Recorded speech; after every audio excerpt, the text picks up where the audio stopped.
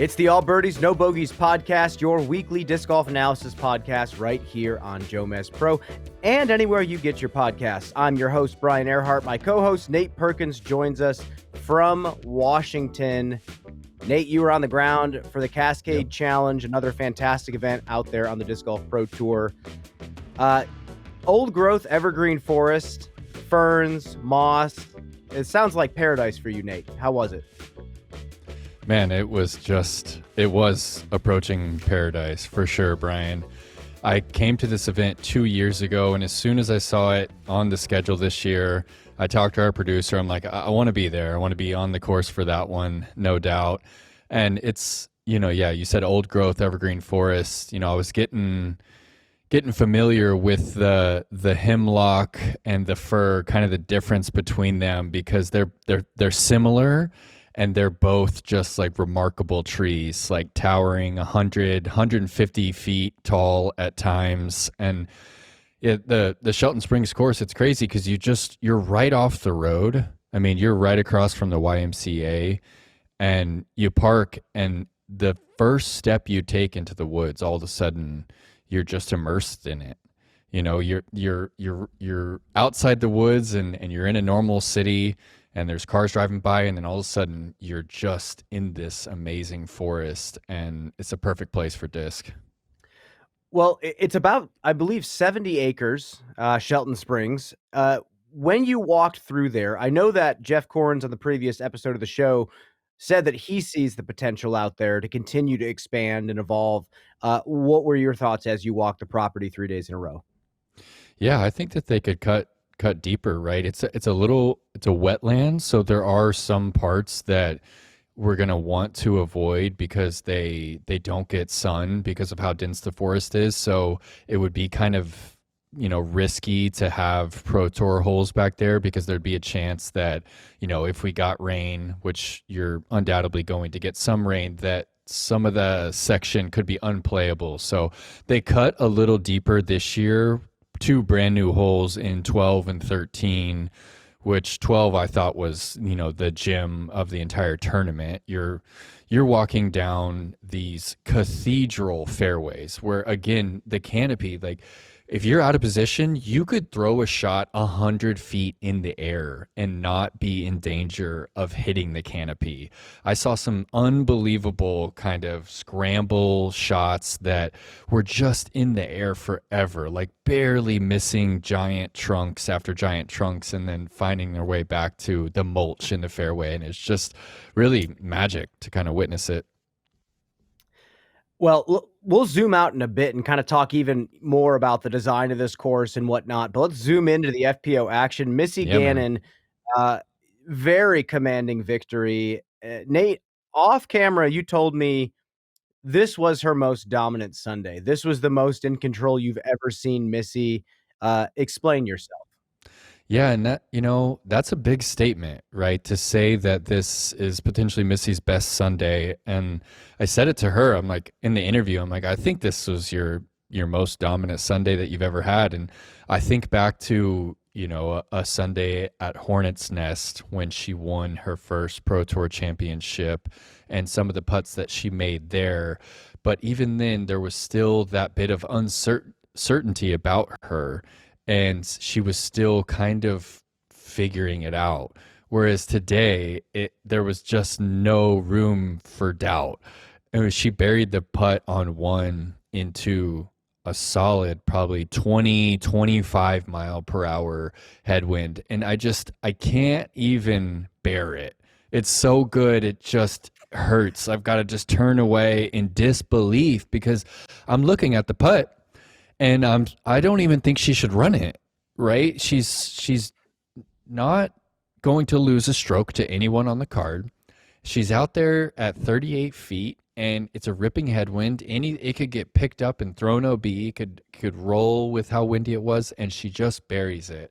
And the way that she walked it down was she just knew that there was zero doubt she was going to, A, run it, but B, bury it. And it's incredible to witness someone at the peak of their craft. So Nate, quick side note. I played a tournament this weekend, small Oh, B tier in Charlotte, North cool. Carolina. All I don't right. I don't play a lot of tournaments anymore, and I feel like I need to start doing it again so I can remember what it feels like to feel the emotions that these players feel each weekend. And I already learned a lesson. And it's funny you bring up that putt from Missy on hole number one. There are putts that us as commentators will never know the true feeling of because Missy could step up to a 38-foot putt with that wind and think to herself, this might be a 10% chance of a make. And this happens all over the place on the disc golf course. Uh, you have a 50-footer, and if the wind is swirling, it is such low percentage. And us in the booth are watching them miss the putt and go, that wasn't a great run. But it's just funny how tough putting gets when the wind even picks up a tiny bit. And to at least have you out there to say, hey, this is ridiculous. She might even just lay this putt up gives that much more weight to Missy and how good she was today. Continue on. Side note over. Yeah, I think that another moment in Missy's round today that really comes to mind is the park job on 5. That was incredible. Such a hard hole with the mandatory. I mean, the follow through. Look, she holds it, Brian. For those watching on YouTube, holds it. Just lethal precision, right? That's a somewhat neutral driver, but then the very next hole, Brian, it's hole 6. It's a long par 3. You're teeing off from covered by the woods, but you're teeing into the open, and it was ripping from right to left, like over 20 miles per hour. So if you go any hyzer at all, you're going to find the OB left. It's the same hole that Paige hit off the top of the bucket. She goes like neutral driver, like thrasher, that is pretty flippy for most people, right? Pretty flippy. And the danger with the flippy disc there, if you turn it at all, what's going to happen, that right to left wind is going to force it into a cut roller. And it's going to be an ugly shot, not going to go anywhere. It's going to roll OB or it's going to roll right. And Missy hits the perfect, like just past flat on Annie, and it never moves. It never moves, and it finishes inside the bullseye. It doesn't fade, and it's angle control mastery, right? It's not a guessing game. It's not like, let me hope and pray that I hit this gap here. It's mastery, and to start a shot flat and end it flat in the wind it's just filthy. And it's another situation where I can't even bear how good it is, and I just love to be able to witness it in person. Well, I want to go further with that because I think this is showing the evolution of Missy as a player. I remember a few years ago, she reminded me a lot of Owen Scoggins in that she had that flex backhand dialed in to the point where why would you not throw at every single shot that you could? It was these little mini flexes with the thrashers. It was, you can say one dimensional because that was really what she leaned on, but it was deadly, obviously. But now, do you agree with me in saying that she's developing almost every angle that you need to be good backhand only for the most part? Yeah, I felt like there was a moment maybe 2, 3 years ago where Missy was kind of playing up to her ceiling, and it was like she was plateauing, Yes. obviously at a good plateau where she could net herself some wins, but she was plateauing, and now I feel like she's kind of pushing through that plateau. And yeah, part of that is unlocking more angles than just the little flex. And now she understands her game so well, and I think that's part of what makes a good golfer is not just knowing what you need to do, but knowing what you are best at and really leaning into that, right? And Missy is just, she's pushing past the ceiling that I felt like she kind of hit a couple years ago. What I also like when she shapes the disc, whether it's flat, little bit of turn, or she's starting to throw these really nice kind of push hyzer lines with more understable plastic, it's never severe.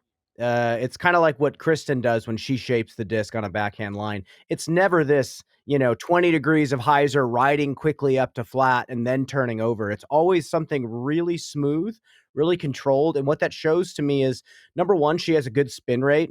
It's perfect for the speed that she throws.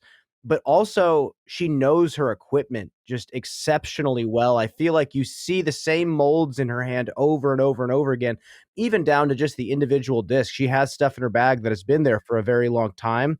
And I don't know. I think those years of throwing the same type of shot over and over again grooved at least that speed dial skill that she can always revert back to when she needs it. But now she has everything. And yeah, it was a thing of beauty today. 1035 rated final round, clean, 10 Yeah. under par. Uh, just Yeah, the winner, the Paige was 5 down through 2 rounds.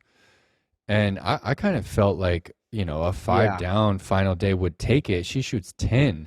It just it didn't seem possible. Double digits just didn't seem in the realm of possibility for the division because of how technical the track is. 17 of 20 fairway hits today. On Wow. that course, paint me a picture. How ridiculous is that? And then go a step farther. How many of those 17 fairway hits were pured, completely pured? Rough estimate.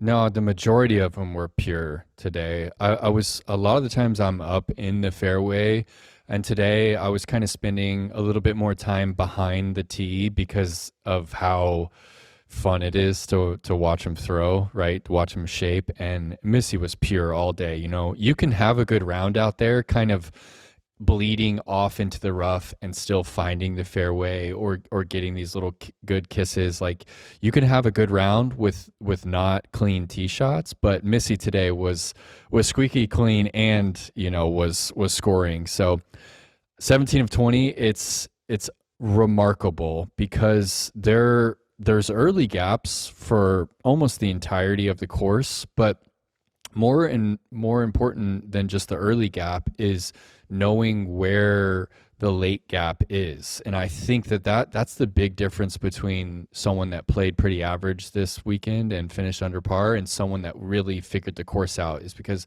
you have to control the late part of the flight. And that, for me, is why I love this course so much, because I saw so many players getting just frustrated and just in anguish because they would hit that early gap, but they weren't really controlling the end of their flight and they weren't really in tune with it. And they were just hoping they would miss the trees. Where the people that were successful, they knew exactly the line that they're trying to hit and would carve it out, right? So that's to me why disc golf is best served in the woods, and why this is like up there for me as one of the more fun courses to watch live. I think a good description is, especially when you look at maybe higher level amateur players all the way up to just the best of the best pro players. The average players care about the gap. That's what their biggest concern is. The good players are concerned just about the shape of the line that they're getting through the gap. And the great players are the ones that only care about that final fourth. How am I going to get the disc to land? What does the ground look like up there? Is there a late gap that's forcing me to maybe play a little bit shallower or change the stability because of that? Yeah. That's the kind of chatter that you hear with some of these top players. The gaps are not even the problem. And that was the thing that translated exceptionally well on the broadcast that I was watching all weekend. Some of these holes are 400 feet that you have to hit with power in a very specific angle. And yeah, what are these gaps? 15, 20 feet wide? They're small. Yeah. Mm-hmm. Yeah, that's really well said, Brian. The great players, they're focused about the finish, and that's what I witnessed. I witnessed the really good players like finding themselves just so frustrated because they hit that tree 3/4 of the way down their fairway. And it's easier for me when I'm not playing to be like, well, you know that tree's there. Like it was there when you practiced, and it's of course it's the one tree to beat. Like, that's why you didn't throw the shot. Like, you needed to push it longer before it started to fade. And it just makes it more like specific of what you need to create. And I think sometimes the disc golfer, they just expect to score. They just want to score. So if they hit the gap and they hit it with good angle and speed, they're like, well, I should have got through. And I'm like, no, you needed to push it a little bit further. And the person who did, they knew that and they executed. So that was the difference there. Going down the leaderboard, Owen Scoggins, Paige Pierce tied for second place. Rebecca Cox continuing a great showing this season, fourth place. Holland Hanley tied with Raven Klein at fifth place. Huge shout out to Raven Klein for the top 5 finish.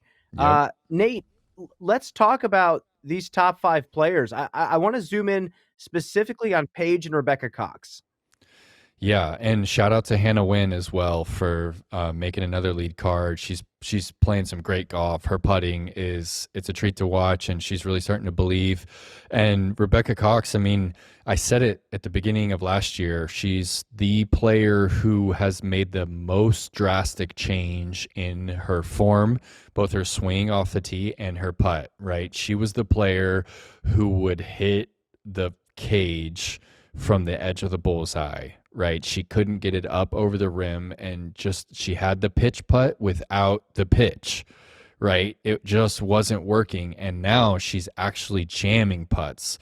If you're watching on YouTube, that is not something we saw 24 months ago. So it's incredible to watch someone go back to the drawing board and actually find success after doing so. And it really felt like Rebecca understands that a win is coming her way if she continues to give herself these opportunities.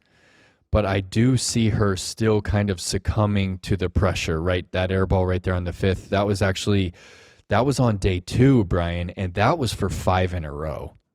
So for me, what Rebecca still needs to overcome is how to maintain that new form and that confidence when the pressure actually mounts up, right? She's been able to do it round 1 and even round 2, but when it starts to feel more real final day, she's reverting back to the old Rebecca that's not getting it above the rim and is feeling nervy. What are you seeing from her? Here's what I see. Yes, the putting stroke has come a long way. I will always remember how special that putt was at Throw Pink last year. Death putt going down the hill in 18, crowd surrounding the green. She hits it, and it felt like a really special moment. Yes, from a entertainment standpoint, but also it felt like the grassroots community was kind of rallying behind someone that they loved, and we all had seen the struggles on camera. We all heard her talk about how long the process of changing her putt, changing her backhand, trying to throw in a way that doesn't injure her. We felt that over the years, and you start to hope that they figure it out. And what I see in the backhand throw, the footwork is fixed. The upper body is finally fully caught up to the feet. It's a huge adjustment when you fix your footwork, and now your arm has to completely change its timing, its swing plane. She's done that now. Before, with her old form that kind of got her injured, and that was the form she kind of grew up throwing naturally, she was super accurate. You know, she played Idlewild all the time. She was kind of from that area, playing like Mount Airy and all these kind of technical wooded courses. But throwing hard, you know, being on tour killed her shoulder. She changed that. Now I'm seeing the accurate Rebecca Cox with the new power. The timing looks fantastic. She's piping these shots down the fairway, and she's another one of those players that throws these really smooth, slow flipping hyzer flips. And yeah, very entertaining player to watch. She's controlling the disc left to right really well. Sometimes it takes a long time to evolve to that next level, especially when you're like Rebecca, doing it since you were a little kid. Man, I would put a lot of money on a Rebecca Cox win this year. She's going to find it. She's going to piece them together. You know, I do think that the majors, Worlds, and the course in Estonia might be a little bit of a stretch for her, but I think she'll come through at the elite level this year. I'm just looking at a bunch of top tens. Yeah, I have no doubt, especially when she showed off her ceiling at Waco, when she shot that phenomenal course record. It doesn't just happen like that. Going to a course like that, putting up that score, that shows your potential, and she seems to be doing that more and more. I know we're talking a lot about Rebecca and kind of raving about her, but we've watched her for a long time. We're both friends with her. We're rooting for her, but Yeah, most of all, it's just great to see a disc golfer put the hard work in and take the failure and just eat it, take it on the chin, and keep going. it's And that hard to do. resilience is pay off. Yep, it's going to pay off in the long run. Nate, quick switch. Paige Pierce, Yeah, man. continuing to play solid golf. Didn't have it to take down the win this time, but look at the backhand. That's just a thing of beauty. That's just something that I'll always want to watch. And her form has been pretty similar since she kind of hit the scene. Am I Yeah. right in kind of saying that?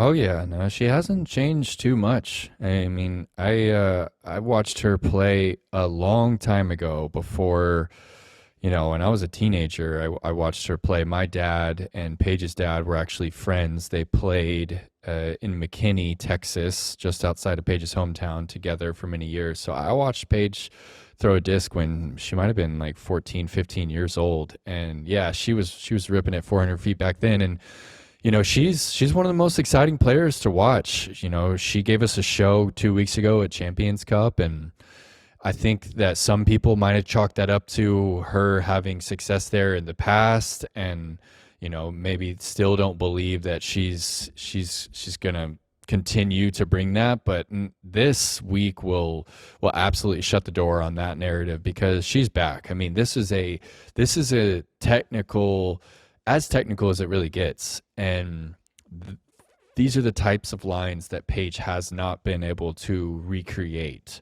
right? She's been in no man's land on hitting early gaps, right? She's early, then she's overcorrecting, she's late, and she throws hard. So she's getting monster kicks, and she's shooting well over par. Like for the last couple of years, she's had rounds like, double digits over par. And now I just feel like she's clicked into this confidence, and I don't think it's going anywhere. She'll be defending her title at Portland in a couple weeks, and I would put my money on her. I think that she has a slight advantage there because of the power, and man, it's just so much fun to watch. She's still in the mindset, Brian, where she wants to win, but she also wants to entertain. She's not just there for the score, right? If there's a crowd and, DGN is there, she's not going to lay up a putt, because she wants to entertain, and people know it and they love it. It's just so much fun to watch. I think everyone at home is stoked to have the old Paige Pierce back. I think I want to ask you about what you're gathering from some of these interviews. And I say I think because I'm thinking back to interviews I've done with her in the past couple of years, and I saw the burnout. I heard the confidence kind of shot. And man, after all these years, what is this, year 14, 15 for her, something like that? I think it's Yeah. natural for something like that to happen at a certain point. Are you feeling a brand new confidence when you're interviewing her now? Mhm.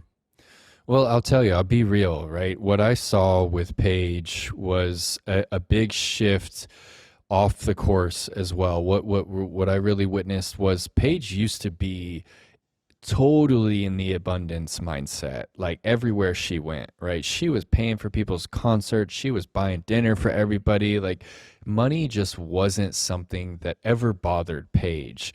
And then all of a sudden she gets injured. She had just bought a house. Like, she paid $80,000 to have her ankle reconstructed, right? She's supporting her family, with the bread. And then all of a sudden she got injured at a time where her contract was about to be renegotiated with Discraft, right? And then she didn't play, so she didn't have as much leverage. Her income was cut in half, right? And all of a sudden she starts thinking about the game as like her source of income. And for Yeah. me, Yeah. that plays a big role when you start trying to coddle your results because they determine your livelihood, like off the course. It all just gets crosswired, right? And she stepped a little bit into the realm of scarcity, right? And that's totally my speculation from the outside in. Maybe she doesn't feel the same, but I felt her step into scarcity a bit, and it really caused her to overthink her disc golf game a little too much. And now I'm starting to feel that kind of drift away. I'm starting to feel Paige kind of just step back into the abundance mindset and just fall in love with the game again, fall in love with being on tour again. And it's going to be a great thing to witness and a scary thing for the field.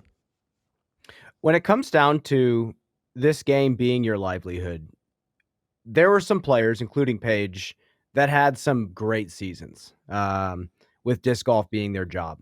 And when it's good, it's great, but disc golf is following, the path it's following now. It's not like it's dying and falling off a cliff, but the COVID boom was insane. I'll never forget that. But like you said, when you start coddling results, when the job starts to really feel like a job and that's it, you start to forget why you compete. And I remember Paige telling me, I don't even care what sport it is or game it is. I want to compete, and that's all that matters to me. And that was years and years and years ago. And it's hard to keep that mindset up.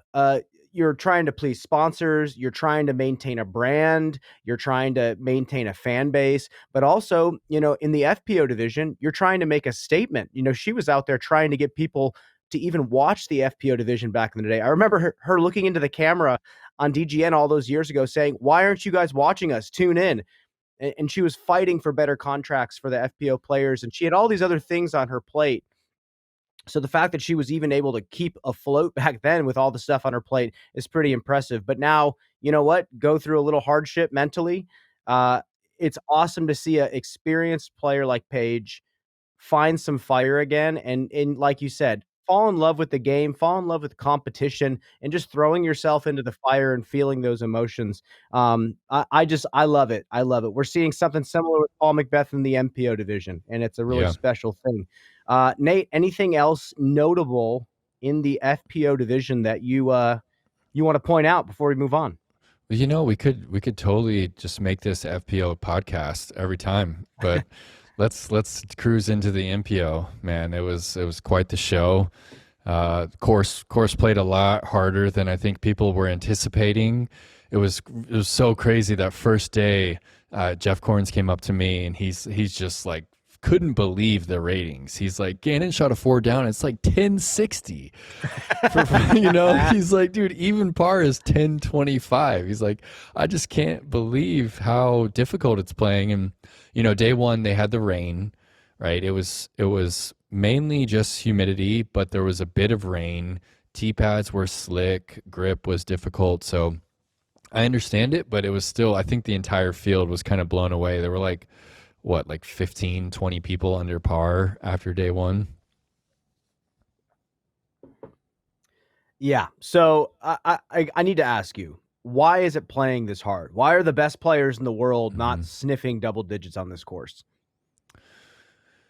I think what we touched on earlier about having to control the entire flight was giving people a lot of trouble, both physically with having to execute such high level shots again and again, but also mentally, right? Because when you throw really good shots and you think that you're going to be up by the green and you hit that 3/4 tree, you do that 5 times on the front 9, you're going to be losing your mind. And it's going to be hard to recover, right? And I saw that happen to a lot of players that looked good, shaping shots off the tee, but kept hitting those trees and just pulling their hair out, man. It broke people. It straight broke people. Oh, I won't call anybody out, but I saw people kick their bags that I've never seen kick their bags before. I saw discs getting folded from players you just wouldn't expect it.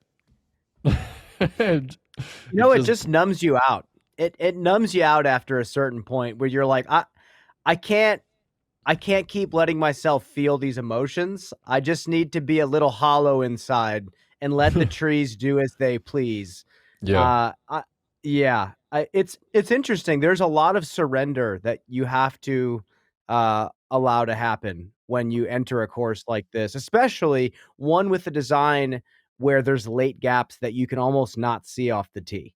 That just takes trust. You're rolling the dice a lot of the times. I am personally not sure how I feel about gaps like that out of sight.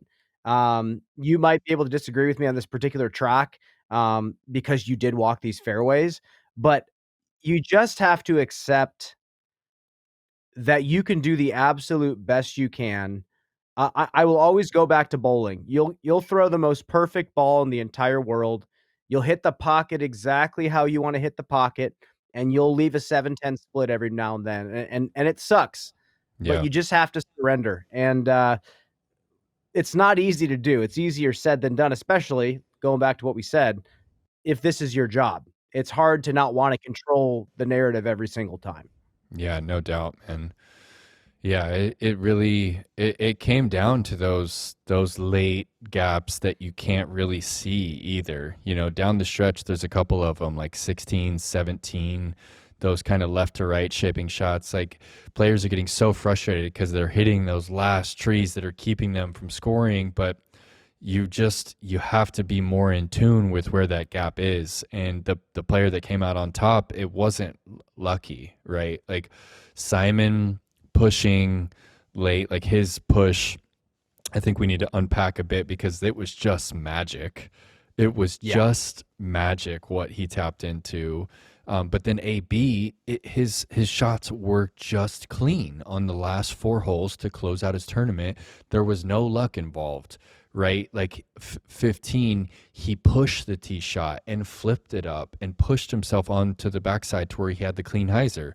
Then 16, the flick, it was pushed longer. Like, you know, you have to push the back wall first before it fades, or you have those 2 giant furs that Gannon hit and was pissed about, right? So it's this little differences there. But yeah, I want to talk about Simon a little bit because he just really found something special today.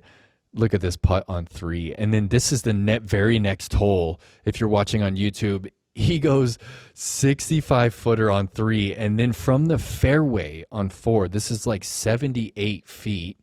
Pixel is just in the air forever, floating, gets the birdie there. And then this is 110 feet.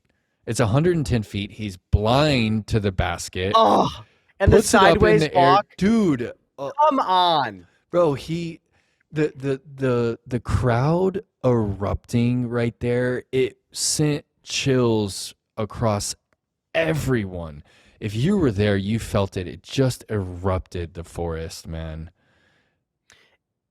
The special thing about coming to a place like Shelton is that this is the community's baby. And I love when the tour comes to a place that is a community's baby, because these people get to watch him make this on a fairway that they play all the time. And that is what makes this special, because it is grassroots. We're coming to a course that is all grassroots maintained. The community makes this great. They've built a relationship with the community, the city, and they get to watch probably the most entertaining disc sports athlete maybe of all time. I'm going to make that statement. I actually don't feel weird about that. No, that's a slam dunk. Yeah. Yeah. Would you say the same thing? Oh, for sure. I think he's the most entertaining, disc athlete all time. And I think just a pioneer in the entertainment category. I mean, he started, I feel like, the disc golf trick shot kind of just world. I feel like he really started that. And, with his following on YouTube, I think you're in safe territory making that claim. And what you said about the local, that it's their baby, it's so true, man. There are so many locals that came up to me just to ask what I thought of the course. Like, hey, Nate, I know you see a lot of courses. Like, what do you think of our course, man? I'm like, it's amazing, they're just beaming. They're beaming. And they've been looking forward to this all year. They love hearing us talk about the new holes. They loved hearing Jeff come on the podcast, talk about the new holes. And yeah, you can just tell what it means to them to see the big names roll through, and they'll be talking about some of the shots they saw and some of the moments from the tournament for years, honestly. Other than this putt from Simon, were there any other ones that blew you away? The course sets up for it. Yeah, I think the putting 3, 4, 15, but then just the will for him to continue staying in it. You know, he made another 10-meter putt on 16 for the birdie there. Then he throws a little bit inside on 17 with the flick and gets the chef's kiss. It just kisses off the tree, lands at 7 meters, makes that putt. So it was honestly until Simon missed he shot on 18 that the tournament was over. But the thing is that AB had the box every time. It wasn't like Simon was going first and putting on the pressure. AB had the box from, I think, a birdie back on 12. And so AB was in front of him, parked 15. Then Simon had to make that. Then AB bases 16, so Simon has to throw a good shot there. AB pretty much parked 17. So all this pressure the leader was putting back on Simon to continue pushing. So I think that the fact that AB was playing such high level golf and still had someone kind of pressing him and had a few guys pressing him from the chase card, it made it just a choice ending to the tournament. You know, that you didn't know who was going to win in pretty much until AB's drive on the 18th and Simon's miss. It was just down to the wire. I want to back up a little bit and talk about Ezra Aderhold. He is continuing to put himself in position this season. I've seen a real evolution of him as a player. Do you agree? And then also, can you kind of walk us through what you noticed this weekend, the first 2 rounds compared to the final day? Yeah, there's no doubt Ezra is continuing to be a better and better player every year. I think he's still one of the guys that's putting in the most hours in the gym, on the course, on the putting green. He's still doing it. You know, he used to be the guy traveling around setting up the basket and just putting on it till the sun went down. And he's still doing that, right? It's crazy to be 6 years in and still putting thousands and thousands of hours in a season to your craft, right? It's hard to do, and to still not have net himself a victory yet. I admire it, and you know the stats are showing that he's there, right? I think he's second in C2 putting on the season. You know, 30 something percent on the season from C2. So 38. Is he 38 on the season? 38. That's insane. Is he second, or is Gannon first? No, he's number 1 right now. Ezra's number 1. I don't know after. Yeah. After this weekend, I don't know yet, but currently he is number 1 at 38%. Ty Love is right behind him, 37.1. Jake Bond, Raven Newsom, Corey Ellis. And then Simon Lizott's having a great year. He's 34%. Wow. The thing that's killing Ezra that I'm looking at is compared to the number 1 C1 in regulation, Gannon Burr, 52% C1 in regulation. Ezra is at 40. I believe that calculates to about 2.16 looks from circle 1 per round. So over the course of a weekend, that stacks up. And then combine that with circle 1 putting that's not perfect. You might not make all of those, 6 putts that you lose.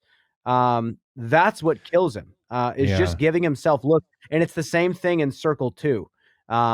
So fairway hits is actually one of his worst categories. This week, he hit a lot of fairways, put himself in position. But man, personally, I think it's there. I think we're going to see him win. If not this year, I think next year, because here's the thing. I think, is his background swimming? Is that like his other athletic background? I know his friend is like an Olympic swimmer or has competed in the Olympics. Yeah. But when it comes he was definitely a runners, swimmer. When it comes to like runners, swimmers, the training can't be cheated. at all. You go in the pool and you swim laps, and then you go to the gym, or if you're a runner, you just start running. You can't not do that. You have to grind to get better at the thing, to get the tiniest little advantage over somebody. Um, and in disc golf, he was doing the same thing. I remember seeing him post up with that Prius that he was touring in, plug it in his Instant Pot into like a gazebo that had an outlet, and then Oh set up the yeah. basket and chuck field work over and over and over and over again. And Oh yeah. really, fans of disc golf might think that these guys are all doing that. That's not it. And Not the case. no, and you know why? The time it takes to go do field work 3 days a week, play 3 practice rounds, go do media, for him go do YouTube, and then play the tournament, you'll burn yourself out and injure yourself in a heartbeat. And not to mention he's going to the gym and trying to get stronger and stay healthy, which he has so far. It's unbelievable that he's been able to keep this up. Yeah, dude, he's Most an players, animal.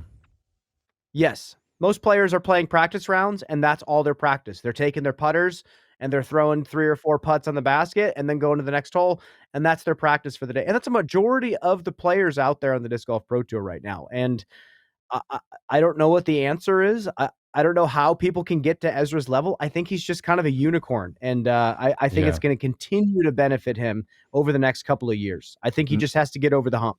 Yeah, no doubt, Brian. I mean, dude's an animal, and he's got all the shots. I think he might be lacking a little bit in the touch category, but even that category, he's really stepped it up. Gotten better. I mean, yeah, his little nose up putter shots are great. His forehand is just phenomenal.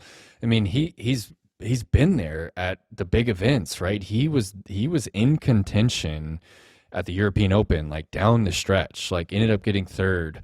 And he has nearly won on the Pro Tour several times. I think for me, I'll speculate that I think that it's a little bit more psychological, and I don't know what kind of work he's doing in that department. I was his agent for many years, and a friend of his, and I kind of I kind of put some literature in his hands, but I'm not sure that he's really gone down that route enough, because I think that that's what I feel from him, is that he's a little too attached to the results in the moment, right? And I know that's really hard to let go of when you haven't won yet, and your whole identity is attached to whether or not you become a champion. But when I see him miss a shot, or when I see him miss a putt or fail in the first part of this round, I just feel the emotion kind of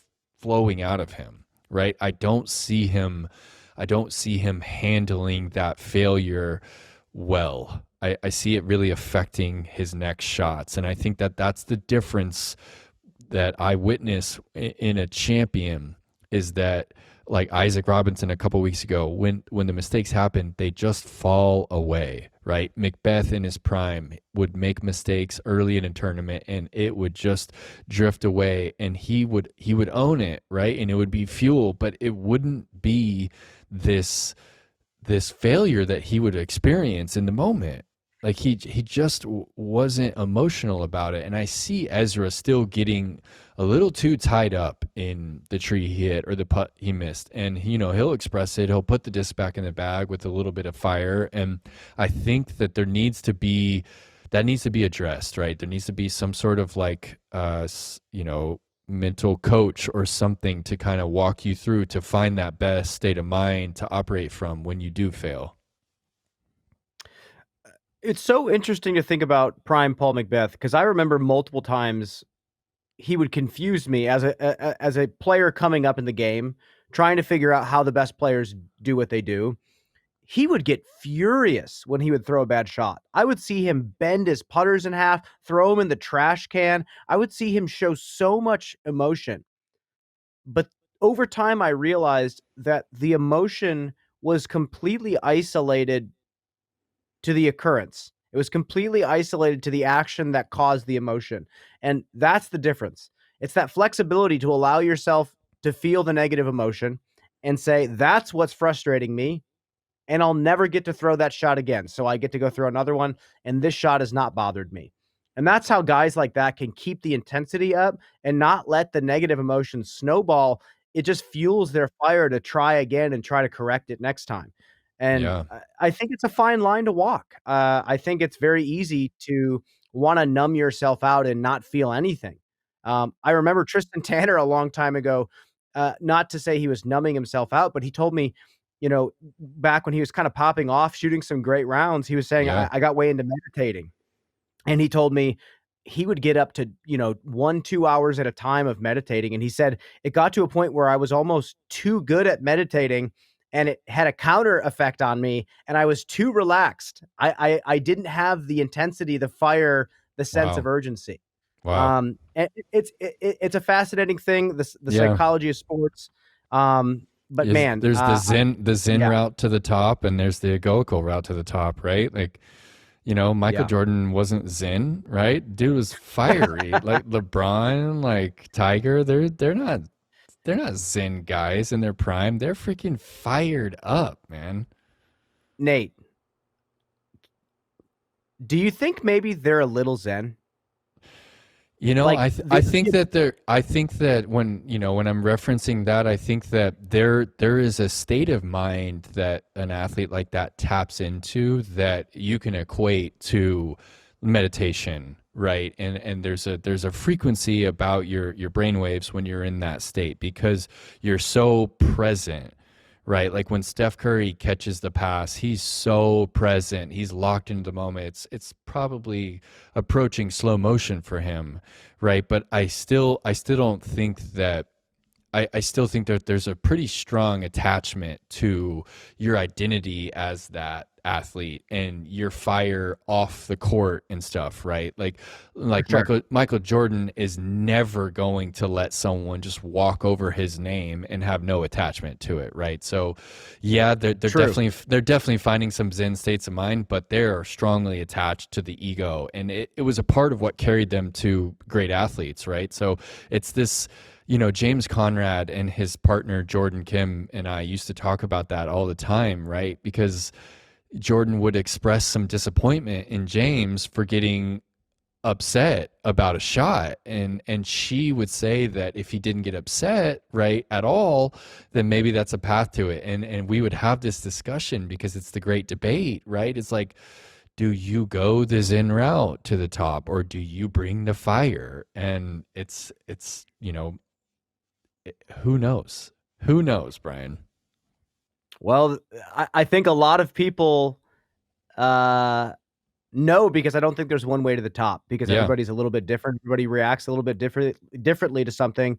But Nate, man, we should just start another podcast. We should just do a podcast about that. But anyway, zooming in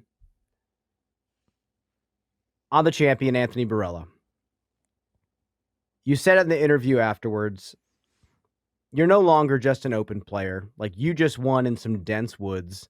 He was phenomenal. His down-tempo game on the putter, his down-tempo game on every disc now is just ridiculous. His putting, is good enough. I wouldn't say he's the best putter on tour, but he's making putts when it counts. Just give us your summary of what you saw from him this weekend and what impressed you the most of this with this victory.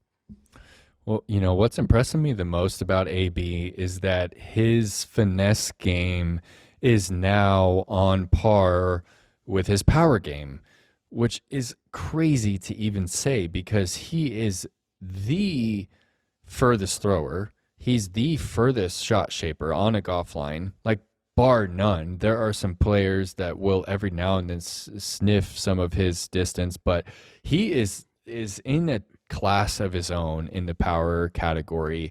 And yet when he pulls out the Luna, that yellow Luna, you know where it's going. Like he's throwing it dead straight if he needs to. He's tilting it a little bit on Annie and getting it to draw left to right if he needs to. He's throwing little stand-up hyzers with it. He's throwing it on shots that a couple years ago he's going forehand every time.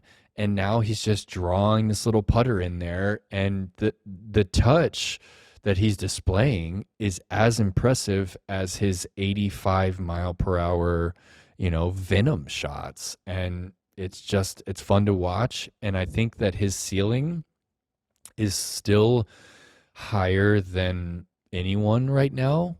I'm trying to really think about that clearly. I don't know that anyone, if they're playing at their best, like Gannon Burr, obviously, when he's playing at his best, they are rivals in the golf category. But AB has a different speed that he can throw. Like he throws faster than Gannon throws further. I still think that Gannon might be his only rival as far as the ceiling goes at the moment. I think that AB is kind of putting himself in his own category as Gannon has also done. If they're playing at their ceiling, the other one needs to as well, or they're coming home with the dub. I think, was it Isaac that just recently said that? He was like, yeah, of course. If Gannon's playing his best golf, I can't win. Did he say this that? This is like a 4-time, Wow. something along the lines of that. This is a 4-time major champion, very elite club, and he just said that about his buddy Gannon Burr. I think you're right. When it comes to just overall skill and ceiling and potential, it's AB and Gannon by far. But the fun part about disc golf is we hardly see people hit their ceiling. Yeah. We don't really see 18 downs too often. No. He had a double bogey on 9 today, and it looked like it was going to potentially go in a different direction. Yeah. Even the DGN broadcast was starting to maybe shift away from him because they thought this was going to be a turning point. They did. And then Simon started popping off. Ricky played his solid round today, 8 down. How about the play on 11? Did you see what he did on 11? Like breaking the hole? Anthony or Simon? Anthony Barella. Day 2, going outside the Mando, out toward the road, which is crazy. I guess they found it out. They were doing Aaron Gossage and Ezra were playing on a doubles battle with AB, and they found that accidentally. And AB saw the line off the tee. And the thing is with that line is it's crazy risky for that shot. Like you have to get just outside the mandatory and then scoop something pretty overstable so you don't get to the road. And then once you land there, it's 570 or something to the pin. It's not like the layman's hyzer can just be thrown. Like you have to smoke the hyzer. Day 1 or day 2, he had a 35 footer after throwing a legit 570 hyzer. And then today he throws it again. He was a little further, so it's probably like 550 all hyzer, and nearly hits the basket, gets the birdie there, breaking the hole. I mean, he broke the hole, dude. They're going to move the Mando, I think, in the future to prevent that play. But it's incredible to find a little cheat code like that, a difficult one, not an easy one, but to actually capitalize on it when it mattered most was pretty sick. Mm-hmm. Exactly. I think we're seeing him slow down on a lot of shots. I love it. I thought there was a point where he was going to evolve to be very similar to what Gannon's evolved into, is if I need to go stable sidearm, I go stable sidearm. If I need to go backhand, I go backhand. And then he started throwing that yellow Luna more and more and more and started turning over the buzzes a little bit more. And it got me really excited as just an analyst of the sport, because now we have our Ricky Wysocki of the new generation. We have our Paul McBeth of the new generation. We have the power, less glide, and we have the more glide angle control guy. And I love that with that change, he still knows the right times to utilize the 80 plus mile an hour power hyzer that goes over 500 feet. And that's the big challenge of a player like Anthony, knowing when to actually use that. And we've watched it over the years backfire on him. And over the years, he's refined it. He's a very intelligent kid. I feel like people underestimate how truly high his IQ for the sport is. And I think it's going to continue to get better over the years. Nate, I want to zoom in on something Anthony said during your interview with him at the end. He said 11 through 14 are some of the hardest disc golf holes he's ever played. Do you believe that? And if so, why did he say that? What makes those holes so hard? Yeah, it's a gauntlet, right? I think they did an amazing job. Jeff came on this podcast last week and talked about what they were trying to do. They were trying to make a Northwood Black style hole in hole 12. And I think I'm a little shocked to hear him say some of the hardest he's ever played, because there's no out of bounds on those holes where, Northwood Black, it has that OB to where you could take a 10 on the hole. Like, legitimately, you could find OB off the tee, OB on your second, OB on the green. You could take a 12 on the hole. It happened a lot. And that's not going to happen on any of those holes. You're not going to take a 12 on 12 here. You could take a 7. We saw people do that several times. But I think they were playing as the hardest holes. 11 was the third hardest. 12 and 13 were both 1 and 2 hardest. So I think it's because they're in order and because of the backups that they had, right? This final day, it was like 20, 25 minutes from when they finished the putts on 11 to when they actually got the green light to tee. And that in itself adds to the difficulty there. They're just sitting, waiting, deliberating. And on 12, you're trying to throw like a 440-foot shot that doesn't start turning until it's about 320 down the fairway. So it's a really high level shape, very specific shape that it's asking for. If you fade out early left at all, you have to just get really tricky and throw over the top of a bush. If a lot of people were overturning it too much and getting caught up on the right side, and then getting that second to where you're actually throwing down the main tunnel is a huge ask. So the birdie was super rare on 11, 12, and 13, but the blow up numbers for me still aren't there. So I kind of disagree with AB. I don't think that the hardest holes in the world, but they're 3 heavy hitters, the 3 hardest holes here, back to back to back. And it was the most interesting part of the course to watch. Hole 12, I can't really speak more highly about it. When you're walking down the fairway, you look up and there's not a branch. These are all giant hemlocks and fir trees, the Doug fir, like the tree you see at Milo McIver, the tree you see at Glendevere. That's the classic Dougie fir. That's the tree of the Pacific Northwest. And you don't see a branch until like legitimately 100 feet up in the air. It's just this giant trunks. So it's not something that you can just create, right? The forest has to be there first, and then you carve through the underbrush to make this fairway. So it's something that's unique to our game.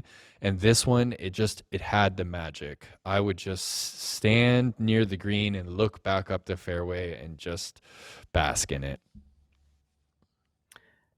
Hole 12 here, Shelton Springs. Hole 12, Northwood Black. Hole 18, Sprinkle Valley. There's a longer list I could think of, but is it starting to become a trend on the tour to have one hole that scores brutally over par and is extremely hard? And is that welcomed in your eyes? Yeah, I think it's welcomed, right? I think that there was, a little mistake with the one at Sprinkle with the rules there, but I think we need difficulty, right? We need people to have this tense feeling when they're approaching a hole, right? It's good for the game. It's good for spectating. It's good for what we're producing on the network, on Jomez. So we need that. There's a tasteful way to do it, right? Where it's still fair and the birdie is still pure. There's no flukiness. There's no crazy rules, crazy OB. So I think it's good to have holes that, even a stroke over par, that's okay, as long as that there's still like a pure line that exists and a pure way to play the hole. Last question I have before I open it up to you. We get into course grading. there was a lot of underbrush on this course. You said they kind of had to carve through the underbrush to open up some of these fairways and showcase some of the lines. I don't know how I felt about the underbrush. When I was watching it on the broadcast, it made some of the shots look a little confusing. Yeah. But I understand you're not gonna just clear out an entire forest of underbrush. How did you feel about it as a part of the course design? hmm Yeah, I was wondering really how that was translating on camera because in person, for me, I think it's the perfect thickness of rough, right? There's a clear first cut where you have some of these little Oregon grapevines kind of hanging down in your line, and then there's a clear second cut where you have these thick bushes that you can still shape a shot out of, right? You can still throw an overhand shot, you can still reach back, throw patent pending, and for me, that's our bunker, right? That's our sand. That you can still shape a shot, but it's really altered, and I think that I just think it's a good amount of rough. I think if you took that out, you would definitely open up some more creative, scrambling, but I think you would have to make a pretty good adjustment with the pins if you didn't have that rough. Yeah. That's how I feel. I'm not saying the course was bad. I really liked the course. I thought some of the shots that were demanded of the players. Which hole was it? Where was it? 412, hole 14. It's 412, super tight gap off the tee, and they're blasting a sidearm, and then Simon goes crazy late flip turnover backhand. That's a pro level par 3. That's beautiful. My daydream was if we could clear out all this underbrush, just like WR Jackson. WR Jackson barely had any underbrush when you were out there. And then you make the holes a little bit tougher. Then if you miss a fairway, you're faced with all of these gaps, all of these percentages right in front of you, and you have to make a really tough choice to scramble up the fairway to a really tough basket placement. Yeah. Um, Not to say that what they have now isn't bad, but I remember Jeff Korn saying, people were telling us that some of these shots remind us of WR Jackson. Yeah. I think they could take that property to another level by thinning it out even more and making some of the holes play even tougher Yeah. because, man, that forest is unbelievable. Like you said, beautiful picture you painted about the cathedral fairways and being able to throw 100 feet up because Yeah. that's what I saw. I saw off the fairway and I saw all these 2%, 3% gaps you could find yourself in. Yeah. And instead, you're stuck in some underbrush and not being able to actually take an aggressive swing. No, I But see man, that. what? I could Yeah, see what that for property. sure. Yeah, I could definitely see you taking out the brush and moving some pins back and going the WR route for sure. Nate, anything on your mind before we dive into course grading and kind of wrap this thing up? No, let's grade it, man. Let's get right to it.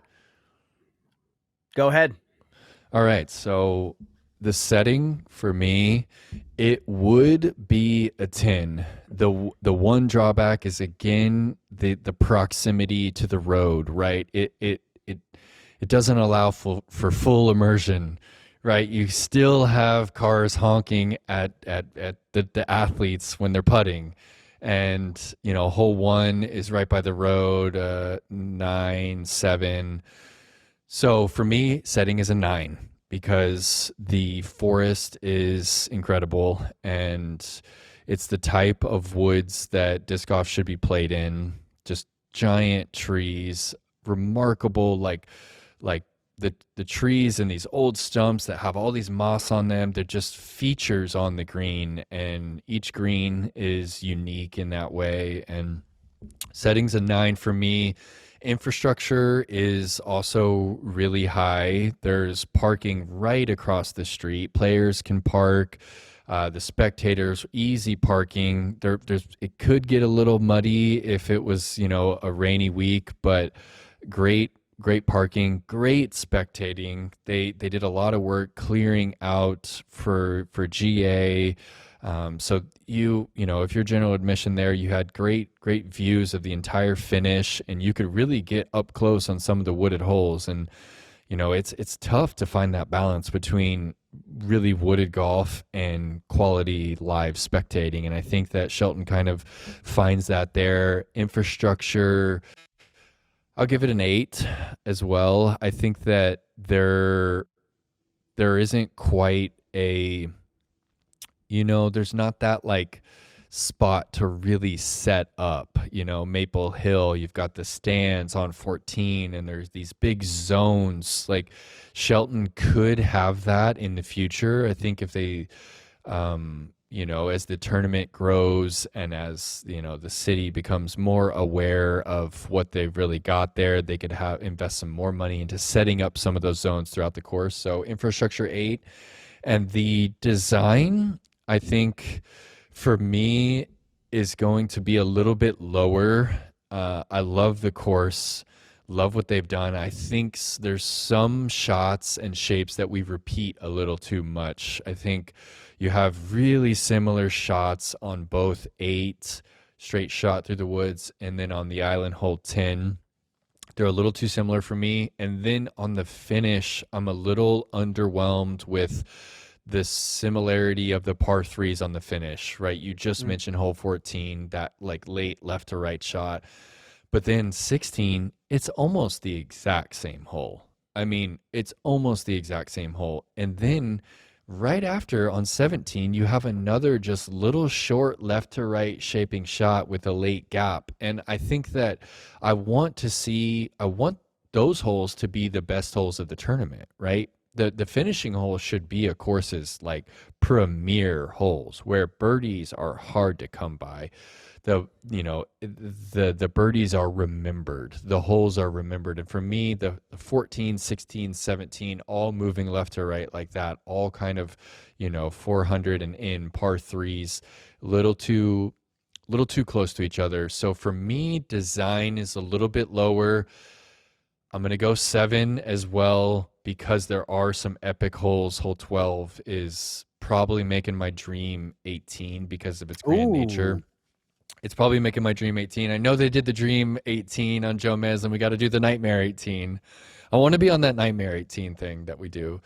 But prestige, it's getting there. I'm going to go 7 because they stepped it up with the trophy this year. They got the axe theme going off because you got the, remember they gave Kat the axe, the giant axe last year, and she was walking through the woods with the axe on her back. And I think they're building something there. And then they had the welded. There's a statue at the front of the course of this welded disc golf player. He's made up of chains. He's got a basket head, and he's got a frisbee welded to the chains. And Corns put that on top of a trophy that's going to stay on site, and then the player gets to keep the axe. So, first time Elite Series. It's been a silver and a Q Series in the past, and 7 prestige, but obviously room to grow there.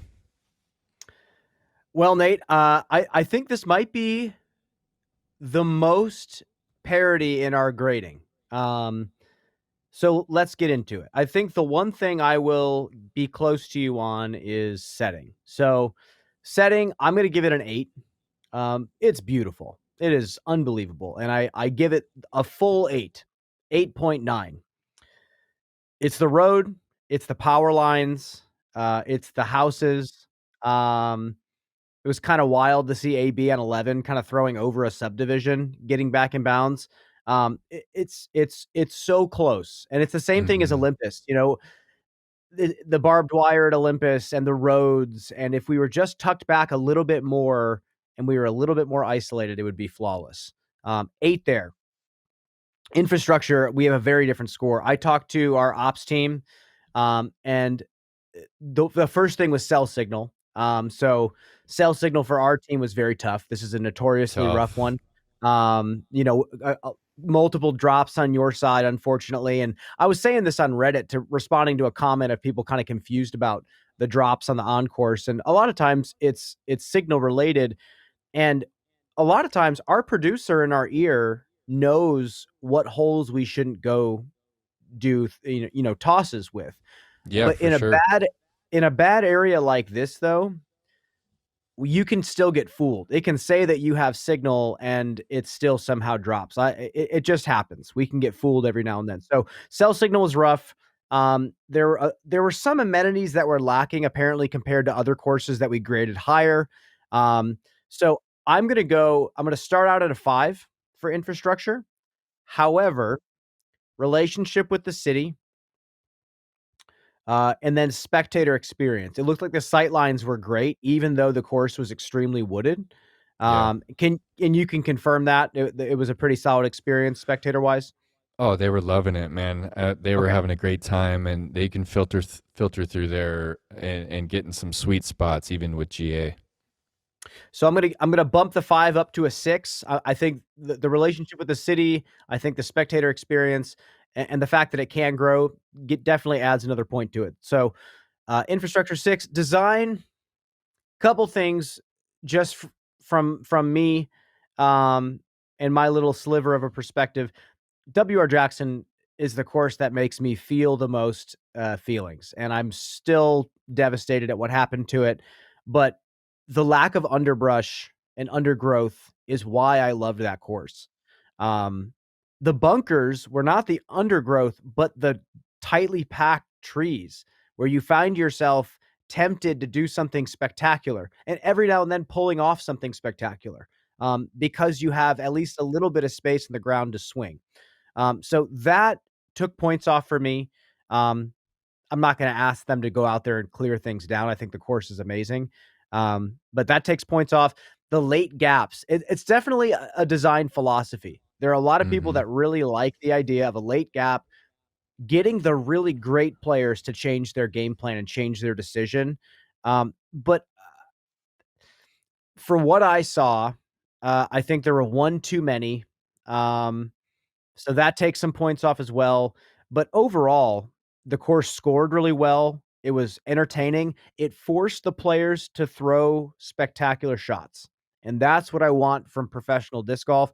Yes, difficulty matters, but I want aesthetics. I want the disc to shine and sing, and I want the players to be forced to do that. So that keeps it high. I give it a 7 for design. I think a lot can improve, but I think it's a pretty sweet course. Prestige, I think it's lower. It's still new.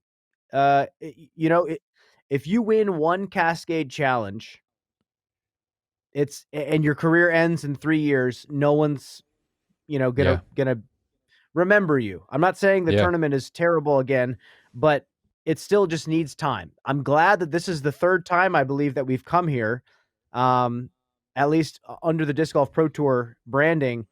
Um, and I think in the next couple of years, even next year, we could see this jump. But I'm going to give it a 4 for prestige. But I think we can easily rise up in that category. So Nate, there you go. Biggest Yeah. parody we've No. had so far. No, it is. Uh, Yeah, you're totally right on the internet side of things. I'm with the Disc Golf Network, and day one was this very stressful day for our guy Sam. He was having a tough time on where to place they have this big extra antenna out there, Cell and tower. it just wasn't working properly. He's like changing its direction. There was just so much moisture in the air, and it was raining and cold. It was just causing issues. Yeah, and my job out there, day one, they pretty much cleared me after the back nine. They're like, we don't even see you registering, so you're just going to come back to the interview tent and just hopefully interview some players. So it was tough in that category, and yeah, I didn't include that in my grading, but that's why we're both grading it. So I love the honesty there as well on the prestige. Going below the 5 there, it needs to grow, right? Before it needs to have an effect on a player's um, aura, their history, and it's not quite there. So I don't disagree with you, Brian. Well, Nate, I think that's going to do it for today's episode of All Birdies, No Bogeys here on JomezPro. Next week, off week before the Northwest Disc Golf Challenge championships. Unbelievable tournament. 2 at Glendoveer, looking at Mount Hood, 2 at the Beaver State Fling courses at Milo McIver. Wow. I cannot wait. It's going to be unbelievable. We're going to have a special show next week, some cool segments, potentially some very special guests. Nate, anything else you got to say to the people? Man, I've got a 5-hour drive back to Bend. I think I'm gonna do a little bit of it tonight and then a little bit of the morning. And my fiance, Catherine, and I are moving from the tiny home into a 3-bedroom house. We're moving from Bend, Oregon to Sisters, Oregon, just up the street, a little closer to the mountains. And we've got Deschutes National Forest all around us. And I'm just, I feel like I'm leveling up a little bit. I'm going to set up the podcast studio inside my own office. I'm going to have my own office, dude. And I'm so stoked. I might even get a PlayStation 5 and not tell Catherine. I might get a PS5 and not tell Catherine so that I can finally play some games. Nobody messaged her. Without hearing shit. I just want to play some games and like feel the joy of the video game without, wondering if I'm utilizing my potential. You know it? So Mountain Dew, Doritos 3D. See, I don't even need that. 3. I just need the Halo. I don't even need the sugar or the potatoes. Like, I'll still eat clean. Like, I just want to play, a little online multiplayer or something. Maybe even like Oblivion Remastered or something like that, Wow. Well, that was nice. We're going to end it on that. That's the close. The show's over. Hey, we got to get Perks Picks. We got to get Perks Picks rolling. We'll get it rolling again next week. We slept on Perks Picks last couple weeks, but we're coming back. And hold my bag. Y'all need to figure out your odds because it ain't working so far. You're laying out some weird odds, and you got to get on the Perks Picks level. So, all right. All right. Good night, folks. We'll gamble next week.